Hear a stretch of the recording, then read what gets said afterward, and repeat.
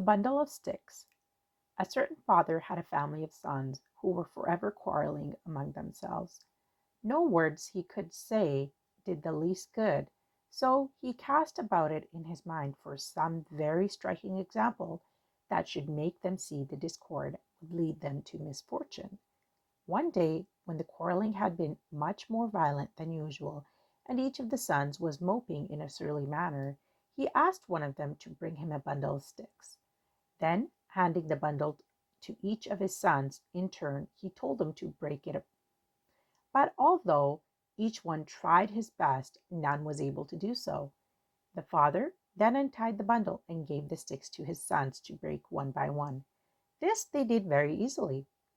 "My sons," said the father, "do you not see how certain it is that you agree with each other and help each other? It will be impossible for your enemies to injure you, but if you are divided among yourselves, you will be no stronger than a single stick in that bundle."